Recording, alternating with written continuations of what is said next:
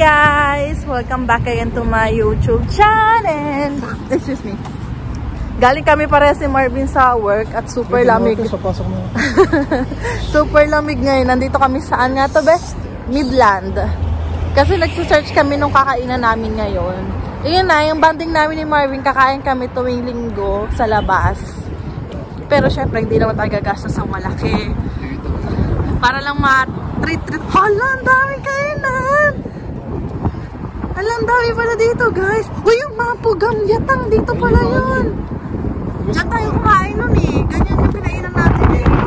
Hindi. Ang lakas ng hangin ngayon, guys. Kung makikita nyo yung ulap, medyo madilim-dilim. Ayan.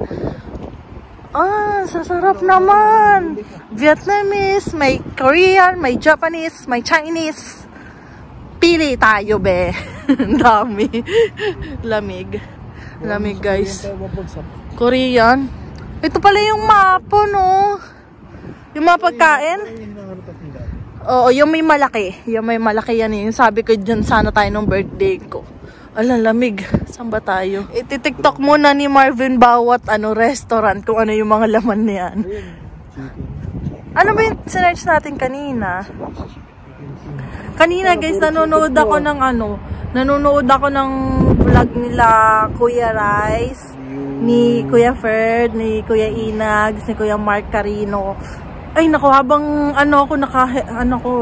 naka-airpods ako kanina, yung ating airpods na mumurahin, galing Shopee. Ayun. Ang dami. Uy, sarap ng hotpot. Basta guys, ang dami kong doon kanina. Mamaya ko na lang i-chika-chika sa inyo. Ang lamig kasi dito pa kami sa labas, nag-check pa. Ano saan yung hotpot, be? Ayun, Vietnam ba? Vietnam, Kaya mo? Pwede naman, masarap din sa Vietnam. Di ba Vietnam yung kinainan natin, yung spring roll? May mga parang menu sa labas. Check. Menu. Naging menu. Ayun no, may menu sa labas. So, ayun no, masarap, bebe. Oo, ayos dito ah. Dito. Uy, ang chuchal naman nung milk tea. Ang chuchal naman dyan. Milk tea ba yan? Pag $10 talagang ganadong ang ilibre ako. Mukha naman masarap ito. $14. $14.99 pala. Gusto ko nang may sabaw, be, kasi ang lamig. Ang mga kabataan, no? Ano yung mga sabaw nila? Ay, mapo na pala to. Doon tayo. Ayan guys, iniikot na namin ni Marvin. Wala kami makita kung saan kami kakain. Tim Hortons. Visit ka. Guys, dito mukhang masarap naman, no? May mga noodles, may sabaw. Wow! Ano to? Popcorn chicken. Ito ata yung search natin kanina eh. Kasi nakita ko to yung popcorn. Dito na kami guys. Tara! Pool. Lamig. Lamig. Dito na tayo. Ano pangalan ba nito? Mag-i-scan lang pala diyan guys para makita yung menu. Uy, ang masarap pa. Ayan. Dito kami nakapwesto sa malapit sa pinto. Alin yung akin? Yung akin, ito yung spicy. Ito yung sayo.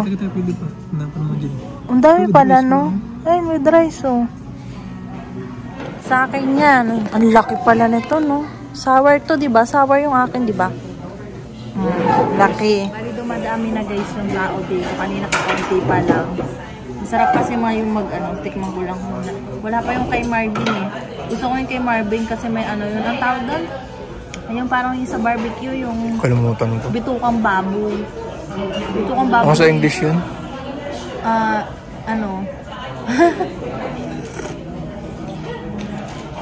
Sour nga. Sour nga ba? Ganda nung camera. Ganda ka? Halang? Spicy nga eh. Ayaw nga.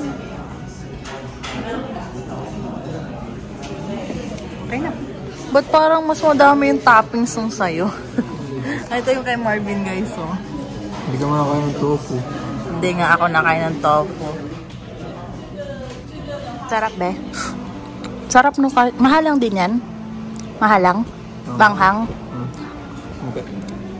Ito. Akin madami akong laman. Yan, beef. Kay Marvin, iba-iba. Mas madami nga yung sa'yo eh. Dami yung ano, toppings.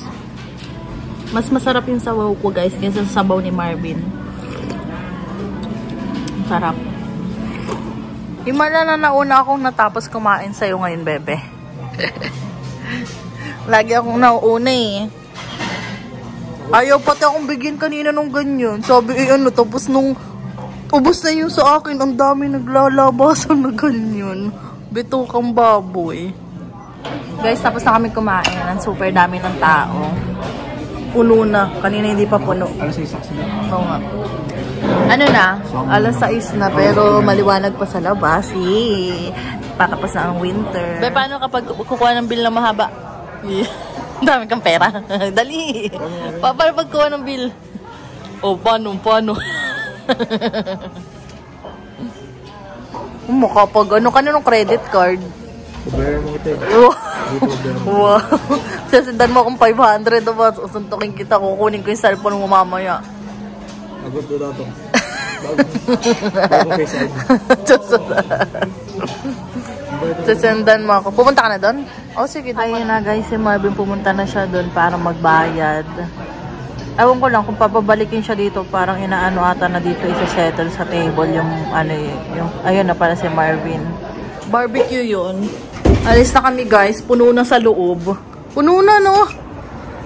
Uy, anong oras na? 6 na no, maliwanag pa. Oh my god, ang saya naman. Maliwanag pa. Ano na lang kami, sa search namin yung sasakyan namin yung Marvin pa uwi. Doon na lang tayo. Taas pa na sikat ang araw doon oh.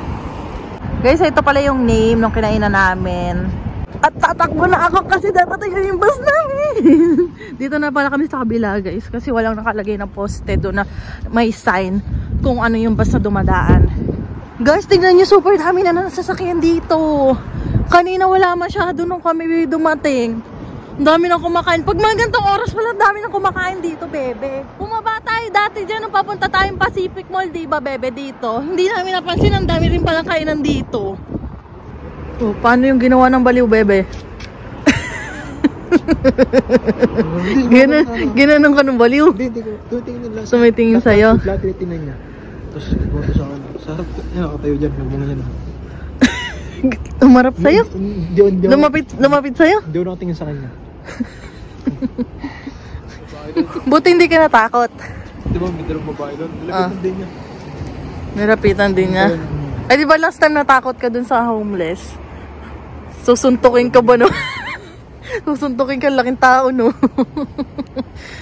Natakot daw si Marvin eh. Ano ka na, tulala ka ba be? Parang ganun. Kinabahan daw siya eh. Kasalubong niya eh. Mga balita ako eh. Mga balita ka na lang, magulat na lang ako.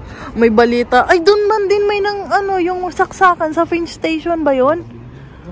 Finch Station, doon sa may mismong escalator. Ayun na yung bus. Iyan na ba yung sasakay natin bus? Ngayon lang tayo nakapunta dito, ano be? Parang halos bago pa. Ay, sininok ako. Nandito kami. May mall dito. Ay, si Marvin nila. Nasa loob na kasi ang lamig guys. Pasok tayo sa loob. At dahil linggo, maglalakad kami pa uwi guys. Nandito na kami sa Warden. Wala na kasing hindi wala pala. Ay 38 minutes pa yung bus. Papunta sa bahay. So, lakad na lang tayo. Tiisin na lang natin ng malamig. Anong ayos? Naglakad sa mga awan. Yako, layo. Nabagay. Tsaka bagong kain naman tayo para matagtag naman tayo. Guys, nandito na kami sa bahay. Si Bebe. Ano sabi mo? Mag-cineplex na tayo? Wow. Sarap ng upo, oh. Wow. Magbibihis naman ako guys, gawa ng magtitiklop naman ako, tapos nagpapainit na ako ng mantika dahil magpiprito ako ng aming tilapia. Tapos init-init na lang namin yung tilapia namin ni Marvin. Sarap ng no? Sarap pag solo lang be, no? Pataas-taas lang ng paa, oh. Oh. Seryoso. Ilalagay na ni Marvin guys yun sa cortina dito sa aming washroom. Kanina hindi ako nagising, sabi ni Marvin nung naligo daw siya. Maiksi lang pala yan. Okay lang yan, basta matakpan lang yan dyan sa part na yan, no. Yun, no, para matakpan lang. Kasi maliwanag. Ikaw ang nagigising, ako pala hindi ako nagising kanina. Tulog na tulog ako. 4:30 pa naman ako gumigising. Ayan guys, ilalagay ni Marvin. Bali 2 kortina yan para magkumpul-kumpul sila para mas madilim. Oh, pwede na yan. Di madilim na. Ayan na guys. Oh, diba? Magla-laundry na uli si Marvin. Ano ko to, yung papaplansyahin natin kasi gusot-gusot siya. Ayan na guys, yung aking pinipitong tilapia. Tapos ito yung niluto ko minahalang kanina. Bay, tumigas na. Sa lamig dito kanina. Iinit na lang natin. Ayan. Tapos punta na uli ako sa kwarto. Bebe time. Bebe time yung pagtitiklop ang phone mo. Matatapos na to guys. Konti na lang yan. Ayan guys, tapos na kami mag-tiklop ni Marvin. Pinaglalagay ko na rin dito sa lagay ng damit. Yung mga natiklop namin. Tapos, ayun, napag-usapan namin ni Marvin na, Ben, laki pala ng mababawas sa ano natin kapag every week tayo kakain sa labas. Gawa ng kasi yung budget kasi umaabot minsan ng $30 to $40 yung kain namin kapag kakain kami every week. So, kinumpute namin, papatak nung nasa 160 sa isang buwan yon kung every week kami kakain. Grocery na yun, ang dami na rin namin mabibili doon. Yung budget naman namin, malaki na naman kahit papaano para sa amin na 2 lang mag-asawa. 400. Tapos yung grocery namin, pag sa isang buwan nakapag-grocery kami ng 200 to 250. Tapos yung sobra doon, yung kakain-kain, yung mga atsucho, diba, ganyan. Kaya minsan hindi talaga umaabot ng 400 yung budget namin sa food namin ni Marvin. Siyempre, mas ano pa rin namin priority muna talaga namin ngayon mag-ipon-ipon pa. Tapos ayun nga guys, so nanood ako ng vlog nila Kuya Inags, Kuya Ferds, sila Kuya Rice. Basta puro advice sila talaga. Lalo na yung kay Kuya Ferds talaga. Kasi konti lang yung napapanood ko sa kanyang mga mga vlog. Talagang lagi kala Kuya Mark Carino, kala Kuya Rice, kala Ate Emma, Kuya Alwin. Tapos si Kuya Inags, lang siya, parang yun din, konti-konti lang din napapanood ko. Tapos kanina talagang, para ako nag-movie marathon kanina sa mga vlogs nila. Pinanood ko talaga. Tapos yun, bali, meron kasing i-share si Kuya Ferds about dun sa Pinoy na kumuha nga ng sasakyan na brand new. Tapos bago pa lang sila dito sa Canada. Tapos iyon din yung na-vlog ni Kuya Inags. Parang nag-share din siya ng ganon. Kasi si Kuya Inags pala puro second hand lang din yung mga kinukuha nila. Siyempre, diba, mas maganda nga naman yun yung ngayong kahahataw. Para kasi kay Kuya Inags hataw-hataw daw siya nung wala pa yung family niya. Kasi syempre pag dumating na yung family mo, na yan, syempre yung oras mo sa kanila na. Kaya ganun din ginagawa namin ni Marvin habang wala pa kaming baby. Humahataw muna kami sa work para at least pag dumating na yung time na dyan na yung baby namin, doon na kami magabawas tala ng bonggang oras sa trabaho kasi gusto talaga namin yung may time talaga kami sa anak namin. Ayun. Tapos yun nga sa kasi ang dami na rin nagko-comment sa akin na kumuha na daw nga kami ng sasakyan, ganyan.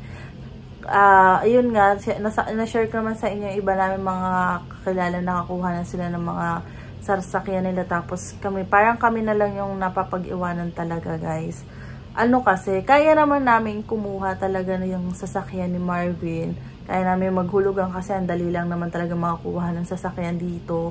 Basta meron ka lang talagang trabaho. Pero syempre iniisip din namin kung kukuha kami ng hulugan 5 years. Kasi parang 5 years sa atin sa kakilala namin. 5 years yun. Second hand siya. Pero parang slightly used. Magkano din kasi mababawas sa amin every month kapag kukuha kami ng talagang hulugan. Tapos yun, na ano ko sa mga vlog nila Kuya Ferds, na pag brand new pala, no, 7 to 8 years pala yun siya babayaran. Grabe, sabi ko, ang tagal pala, no? Tapos magkano yung babawas sa'yo bi-weekly? Kasi yung lalaki, 4 years niya yung parang truck niya, tapos parang pick up ata yun. Tapos sinauli niya after 4 years kasi ano, na-stress na silang mag-asawa, nahirapan na silang mag-budget dahil nga yung ipon nila napupunta lang talaga sa sasakyan, guys. Tapos sabi nga ni Kuya Ferds, kung bago ka pa lang dito sa Canada, wala ka pang status talaga, lalo na. Kasi kahit naman mga foreign worker nga daw, sabi nga ni Kuya Ferds, yung mga nagsishare sa kanya ng experience, biglang malulugi yung company, mawawalan ka ng employer. Paano naman yung kinuha mong sasakyan, diba? Tapos sabi naman ni Kuya Ferds na, si Kuya Inags, na paano pag kumuha ka ng sasakyan, tapos yung inilaan mong pera dun sa sasakyan na yan, yung overtime mo, paano pag di ka nabigyan ng overtime, di wala, babawas ka dun sa ano mo, savings mo, ganyan. Sabi, pero kung talaga namang ano ka nga, may pera ka talaga, kaya talaga ng budget mo, malaki yung per hour mo, go. Pero pag yung nagsasahod ka lang ng minimum, oo, parang hirap talaga na ano, ma-stress ka. Kami nga, wala pa sasakyan. Hindi naman sa ano, pero syempre, minsan kahit hindi ko naman kailangan isipin, naisip ko rin yung mga expenses namin every month ni Marvin. Kahit hindi naman ganun kalaki yung mga expenses namin, at meron naman kami nabubukod talaga kahit papaano na malaki every month na ipon. Parang naano pa rin ako. Syempre, parang minsan, parang di naman saan nagmamadali. Syempre, kaya sabi nga ni Kuya Ferds, habang hindi ka pa permanent, mas magandang mag-ipon ka na mag-ipon kasi walang kasiguraduhan dito sa Canada kung magiging permanent ka. So, kung di ka maging permanent, at least may ipon ka. Kung uuwi ka, meron kang pangnimula. Or, kasi, yung mga consultant kayo na nagbibigay ng mga, yung LMMI, yung mga Lamiya, ay grabe pala talaga ang bigayan nila ngayon, no? Presyo nila 15,000 CAD yun na to 20, tapos umabot pa doon ng 40. Kasi meron din kaming consultant na kakilala na tapos in-stop niya yung pagbibigay ng mga sponsorship na ganyan kasi yung kakilala niya na talaga nag-process noon, ang mahal na daw magbigay. Grabe naman syempre, 'di ba? Tapos ayun, so, kung sabi nga ni Kuya Ferds, kung wala ka na talaga, at least kung may ipon ka, desperado ka na talaga makakuha ng mag-sponsor sa'yo dito sa Canada, yun, yung ipon mo, yun ang pambabayad para hindi ka na nga naman uuwi sa Pilipinas. Grabe, sabi ko, ang dami kong natututunan sa kanila. Tapos si Kuya Ferds, lahat ng mga ginagawa niya, siya lang talaga, as in, nagdi-DIY siya. Kaya yun, rin namin yung sa DIY, din sa tourist visa. Doon sa mga kakilala namin, kala Ate Noel, kala Ate Jessa, na hindi na sila nag-consultant. Ang laking tibid nga naman, guys. Kasi, kung consultant kami, nag-ask kasi kami sa consultant ng mga iba na nasa 1.5, 2K, isang tao lang yun. Tapos ang nabayaran lang namin kala Mama Aida sa kanilang dalawa, nasa 300 plus lang. CAD yun CAD. 300 plus lang. Sabi ko, ang laki pala talaga ng tipid. Kaya ayun, yung PGWP pag-apply namin ni Marvin, iniisip namin na i-DIY na lang din namin. Kasi madami namang ibang mga vlogger saka doon sa mga group ng mga student na nag-DIY lang. Nagtutulungan naman sila kung paano to gawin, ganyan, ano yung mga requirements. Magtatanong na lang din kami siguro hanggang PR, ganun na lang din. Tapos si Kuya Ferds na lang din siya sa YouTube kung paano yung sa mga sasakyan. Kapag kukuha ka ng second hand na sasakyan, ano yung mga importante titingnan mo para naman maayos yung makukuha mo. Tapos yung kay Kuya Inag sa asawa niya, si Mahal na Reyna. Kasi, ang tagal na pala nung kotse ni ma'am. Bali, hindi na siya nagdadalawang isip pa sila kung kukuha kasi 5 minutes nga naman yung biyahe lang mula doon sa bahay hanggang sa trabaho, ay pang grocery lang din. Hindi iniisip namin ni Marvin. Ako naman, malapit lang din yung work ko, natatagalan lang talaga paghintay ng bus, pero wala namang problema sa akin kahit paano hindi na sobrang layo. Kasi dati, di ba, 1.5 hour ako, pupunta ako sa downtown. Si Marvin, 2 hours yung biyahe niya ngayon, pero di pa rin kami nag-ano ng sasakyan talaga, guys. Pero nagtitingin-tingin na ako sa marketplace. Meron nang naiipon na konti, pero hindi pa kasi dito sa sapat. Nagbabalak din kami, pero kung si Marvin talaga makakuha siya ng trabaho na medyo malayo, doon na kami kukuha talaga ng sasakyan. Ano lang naman kailangan lang namin yung sasakyan, service lang, pang grocery lang talaga, saka yung sa trabaho lang. Sa trabaho ko, kung may sasakyan kami, 15 minutes lang mula dito sa bahay. Pero yung kay Marvin, kapag dun sa Tim Hortons, 30 minutes, na 1 hour yung biyahe niya, magiging 30 minutes na lang. Kasi dati 2 hours nung doon pa kami sa kabilang bahay. Super layo talaga. Yun. Yun nga, na ano namin, kapag kukuha kami ng mortgage nga na ang laki na mababawas sa ipon namin ni Marvin. Na kasi mas inaano kasi muna namin, mag-priority talaga muna namin yung makaipon muna talaga. Kasi sayang kasi bumili ng mga bago kung wala namang kasiguraduhan pa. Kaya yung mga gamit din namin dito, mga binili dito sa basement, puro second hand lang nga yun, guys. Pero at least okay pa naman, magaganda naman talaga. Ayun. Bali, tapos yung sa ano, yung tambayan dito, Pinoy tambayan sa Canada. Yung ano, spot Pinoy nga ba yun? Kanina talagang, ay, nagmo-movie marathon. 1 hour yun. Pinapanood ko talaga kanina. Grabe. Tapos kwento-kwento ko kay Marvin pag uwi niya.